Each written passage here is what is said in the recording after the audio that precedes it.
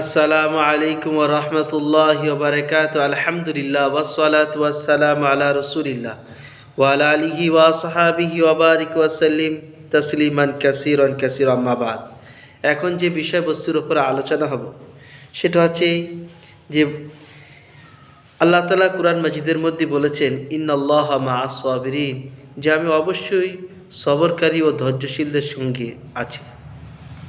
আবার একথা বলেছে, ইয়া আইয়ুহাল্লাযীনা আমানুস্তাঈনু বিস-সাবরি ওয়াস-সালাহ, ও হে ঈমানদারেরা, তোমরা নামাজ এবং ধৈর্যের মাধ্যমে আমার কাছে সাহায্য চাও।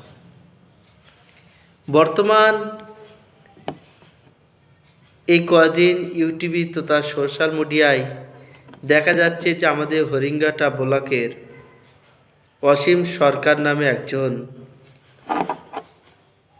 বাংলাদেশি এখন ভারতবর্ষে এসে উনি আবার ভোটে দাঁড়িয়ে এমএলএ টেবিলে হয়েছে। তো যাই হোক,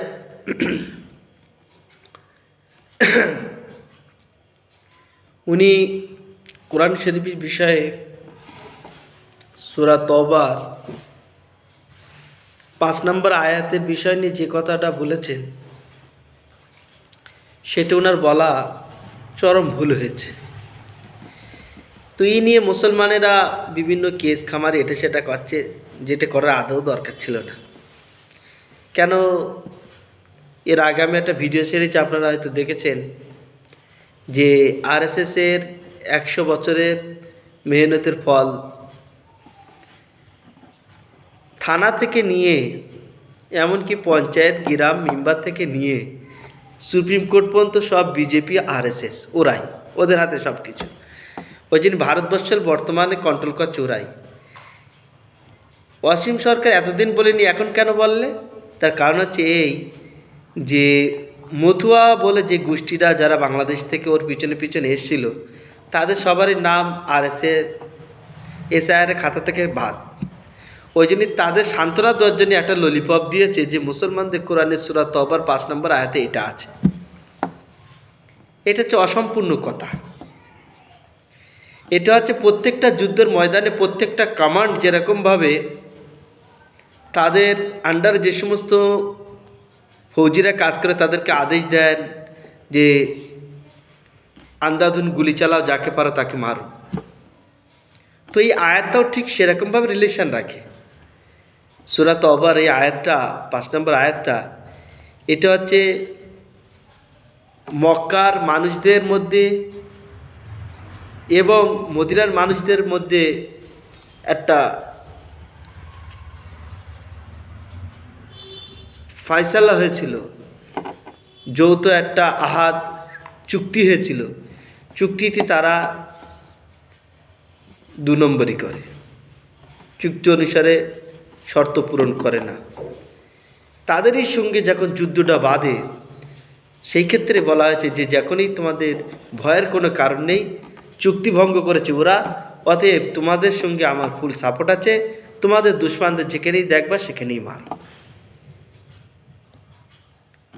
এই আদেশটা সেই সময়কার ছিল, 1447 বছর পার হয়ে গেছে। আর ওই যুদ্ধের ক্ষেত্রেই বলা হয়েছে, যুদ্ধের মাঠের ক্ষেত্রেই।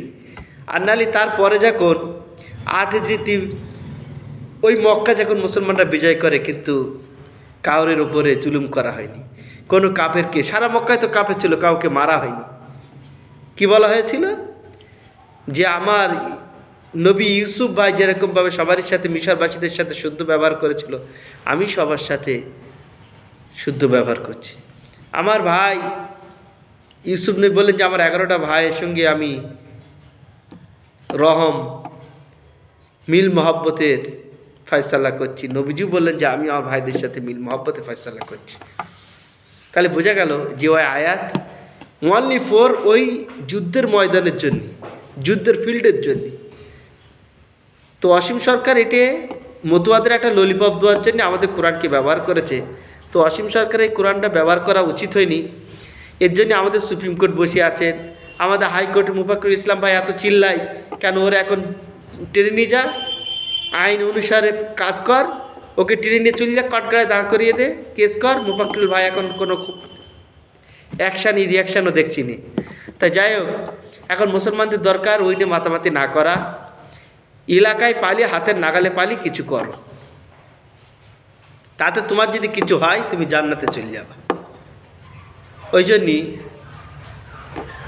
ও যদি আরবে থাকতো তাহলে ও হাঁড়ে হাঁড়ে টের পেত কী বলেছে, ওর মুখ দিয়ে কী বার হয়েছে। যেরকম কাতারে কিছুদিন একটা হিন্দু ভাই বলেছিল, কি বলেছিল, তার সঙ্গে সঙ্গে সে হাঁড়ে হাঁড়ে টের পেয়েছে। তা কথা হচ্ছে আমাদের ইসলামের রুলস হচ্ছে এই যে আমরা সব সময় সম্প্রদায়, আমাদের সম্প্রীতা বজায় রেখে, সম্প্রীতি বজায় রেখে সমস্ত কাজ করা। এ নাই যে তাই যদি হতো মোহাম্মদ রাসূলুল্লাহ সাল্লাল্লাহু আলাইহি ওয়াসাল্লাম মক্কা বিজয় করলেন, কারোর কাছ থেকে অ্যাকশান নেই। উনি পারলে অ্যাকশান নিতেন, আল্লাহ চয়েস দিয়েছিলেন, তাও কিছু নেননি। ঠিক এরকমভাবে ইরান, ইরাক এসবগুলো যখন মুসলমানদের হাতে এসেছিল, কারোর কাছ থেকে কোনো অ্যাকশান নেই। অতএব বোঝা গেল ইসলাম হচ্ছে সম্প্রীতি বজায় রাখার মুজাব।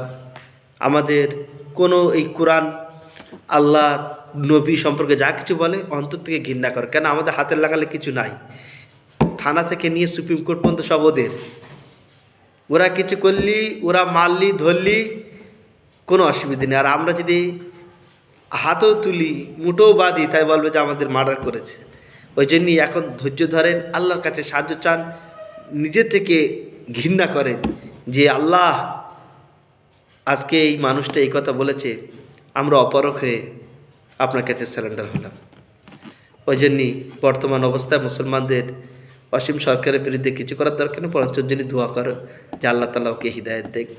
আর আমি এই কথাটা বলি। তবে অসীম ভাই, তুমি যখন যতদিন বাংলাদেশে ছিলে, আমার মনে হয় যে তুমি মুসলমানদের বাড়িতে খুব গিয়েছো, খুব গরুগ্রস্ত খেয়েছো, আর এখানে এসে তুমি হিন্দুত্ব হয়েছো তাই পরিচয় দিচ্ছ যে এখন তুমি বর্তমান হিন্দু হয়েছো। যাক, তুমি নোংরামি করো, যা করো, তোমার বাউন্ডারির ভেতরে থেকো, অপরের বাউন্ডারির ভেতরে ঝেঁকো না, নাহলে কিন্তু তোমার অ্যান্ডা কুসুম শর্ট হয়ে যাবে।